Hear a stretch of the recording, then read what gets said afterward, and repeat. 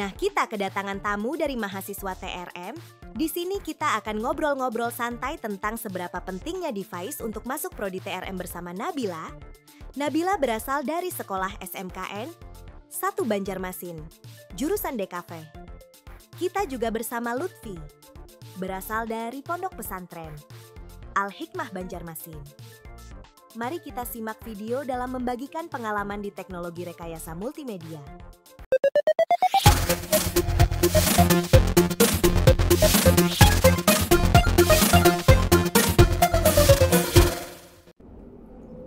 Baru tahu, ternyata masuk multimedia nggak harus punya device dan nggak harus punya skill menggambar juga. Halo, kenalin, aku Rohani dan aku Jana. Di sini kita bukan cuma berdua, tapi kita juga bersama teman-teman kita dari mahasiswa Politeknik Hasnur. Halo. Halo. Boleh nih kakak perkenalkan dirinya dulu? Oke, aku Gustina Belmesur dari Prodi Teknologi Rekayasa Multimedia semester 2. Dulunya aku dari SMK Negeri 1 Banjarmasin, jurusan Desain Komunikasi Visual. Perkenalkan, nama aku Muhammad Lutfi Firdaus, bisa dipanggil Lutfi, jurusan Teknologi Rekayasa Multimedia semester 2, lulusan Pondok Pesantren Al-Hikmah, jurusan Ilmu Pengetahuan Sosial. Oke, dari Kak Nabila nih, SMK-nya Desain Komunikasi Visual ya? Iya, benar. Kalau masuk teknologi rekayasa multimedia masih serumpun nih, gitu kan?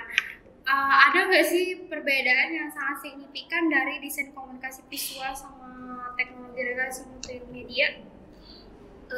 Sebelumnya, kalau di SMK aku itu ya, nggak beda jauh juga sih dengan yang prodi yang aku pilih sekarang. Karena di SMK itu pembahasannya sama-sama aja, kayak bikin desain, terus bikin video, hampir mirip-mirip aja lah yang aku pelajari di sini.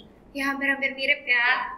Dari Kak Lutfi nih, Apa yang kan kakaknya nih lulusan pesantren, terus ke multimedia itu apa perasaannya gitu, kayak gimana? kayak ekspektasi atau yang kayak oh ternyata di multimedia, di teknologi rekayasa multimedia tuh kayak gini gitu. Oh, menurut ekspektasiku, Kak, Ya. ekspektasiku tuh pas masuk itu dikira langsung belajar videografi, editing, mungkin gimana ya? Satset gitu Ya, ya. satset gitu. Ternyata ada tahap-tahapnya. Nah, jadi kami di semester 1 itu belajar teori dulu, terus pas semester 2 ini baru praktek. Cara bertahap ya guys, teman-teman. Apalagi di semester 1 masih ada pelajaran umum gitu.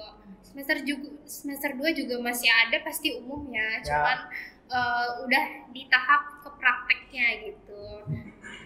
Tapi sebelumnya kakak selain apa nih namanya, suka apa videografi, fotografi itu, apakah ada lagi yang bisa menuangkan skill kakak gitu di mata kuliah apa? Apalagi kan Kak Lutfi emang lulusan pesantren kayak apakah ada anggapannya, skill-skill? apa yang meyakinkan kamu ngambil teknologi rekayasa multimedia padahal kan dari lulusan pesantren gitu kan. Beda sama Kak Nabila. Kak Nabila dari desain komunikasi visual. Pasti kan udah ada tujuan gitu kan. Tujuannya kayak ingin melanjutkan dari desain komunikasi visual yang emang serumpun dari prodi kuliahnya gitu. Yang membuatku yakin masuk jurusan ini tuh karena dulu aku itu punya skill gambar dari TK dan sampai sekarang. Terus ada hobi ngedit sama bikin fitgram dulu waktu SMP itu. Sampai sekarang kayaknya udah enggak deh. Jadi ngedit belajar aja itu nah. Oke. Berarti iya kakaknya juga hobi gitu ya, terus mau memperluas lagi gitu. Ya, Memperdalam ya. Biar bisa bikin film. Wah, iya betul. Amin. Amin. Kalau Lutfi tadi bilang ya, skill yang emang kalau Lutfi dalami sekarang tuh adalah videografi sama editing gitu kan. Sama Animasi. Artinya kalau ingin mendalami skill animasi itu kan artinya bisa gambar kan ya? Ya. Betul. untuk menuangkan itu ide. Biasanya orang yang bisa menggambar tuh imajinasinya luas dan bagus gitu. Biasanya gambar apa sih? Gambar karakter, contohnya kayak SpongeBob atau anime kayak Naruto. Nah itu. Naruto emang Hype banget ya. hype banget, apalagi itu kan sketsa ya, sketsa itu terus jadi film gitu. Pasti orang tahu sih, nggak mungkin enggak. Gitu. Kalau Kak Nabila, skill yang emang sangat-sangat diinginkan di TRM ini apa? Skill yang aku pengen itu kayaknya lebih ke desain sama videografi ya mungkin. Bagaimana cara kita berpikir kayak membuat desainnya, konsepnya seperti apa, terus kalau video pengambilannya seperti apa, naskah ceritanya seperti apa, itu sih. Ya betul. Artinya di TRM ini yang ingin mendalami skill itu ya.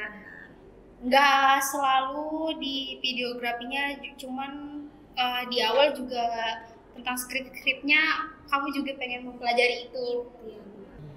Nah, tadi kan kalau Lutfi bilangnya suka ngedesain di ini kan, di device kan.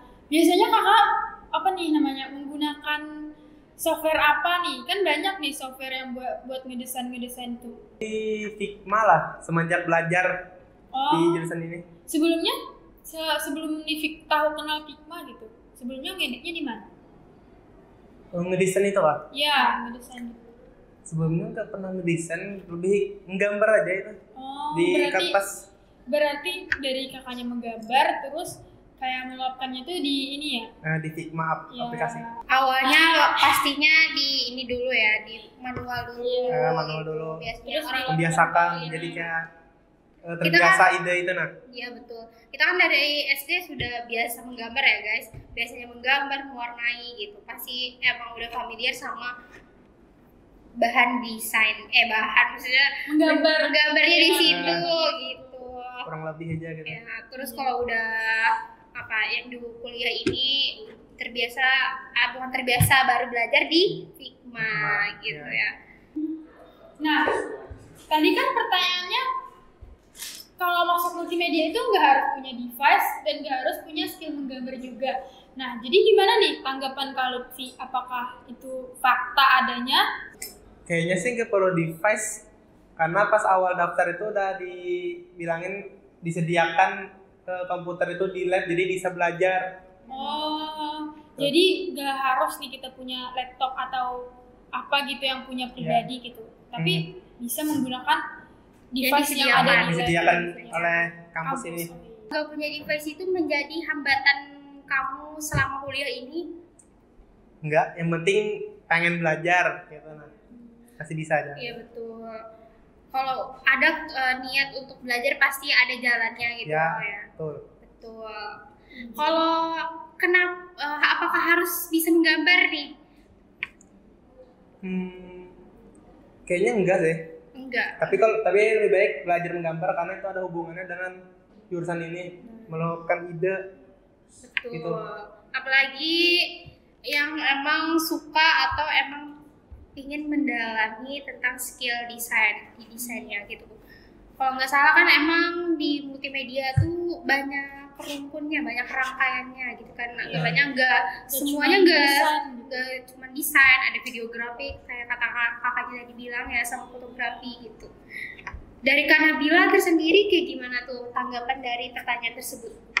Untuk pertanyaannya sendiri, apakah diperlukannya device untuk mendukung pembelajaran multimedia ini ya? Iya betul. Kalau menurut aku sih opsional ya, karena anggapannya kayak untuk belajar mandiri itu bisa aja dengan device kita. Tapi misalkan sudah ada disediakan dari pihak sekolah ataupun kampus yang bisa digunakan, itu kita bisa pakai. Itu jadi faktor pendukung ya pastinya. Apalagi kalau di kuliah pastinya yang dikasih itu ini komputer kan, beda sama yang kita punya laptop. Cuman namanya kita ingin belajar mandiri, apalagi kita mahasiswa gitu kan, kita nggak terpatok pada dosen aja terus, kita pasti ya belajar mandiri. Itu yang jadi bonusnya untuk orang yang punya device-nya tersebut. Jadi yang aku tangkap nih, artinya masuk multimedia atau teknologi rekayasa multimedia nggak harus punya device, itu opsional aja. Cuman kalau punya itu tuh menjadi faktor pendukung kamu untuk bisa belajar di rumah, nggak harus misalkan kayak kalau ngerjain tugas harus ke kampus dulu nih, ke lab dulu ngerjainnya, kan jadi ribet gitu. Jadi kalau misalkan punya laptop sendiri itu bisa ngerjain lah gitu, kayak misalkan kayak disuruh bikin PPT atau makalah gitu. Nggak harus punya, cuman kalau ada duitnya harus punya. Iya. Gitu. Terus pertanyaannya satunya, apakah harus punya skill menggambar? Yang kita tangkap dari jawaban Kak Nabila sama Kak Lutfi, punya skill menggambar itu nggak harus, karena di multimedia itu nggak cuman desain aja, karena di situ ada videografi, fotografi, terus kayak apa sih kita editingnya gitu kan, nggak harus punya skill menggambar, asalkan ada niat untuk belajar aja sih. ya. Tuh. Karena orang yang bisa menggambar juga pasti banyak melalui trial error gitu kan, nggak mungkin enggak gitu. Orang juga menggambar pasti mulai dari awal. titik, dari awal. Dari yang gambarnya jelek, iya, saking betul. bagus. Nah itu. Nggak langsung wah kayak gitu juga. Pasti ada proses juga gitu dari sisi apa nih, imajinasinya tuh melakukan itu kertas gitu. Nah, yang penting mau belajar, yang penting ada niatnya untuk belajar. Kalau cuman mengeluh-ngeluh aja kan nggak bisa, nggak ada proses untuk bisa gitu.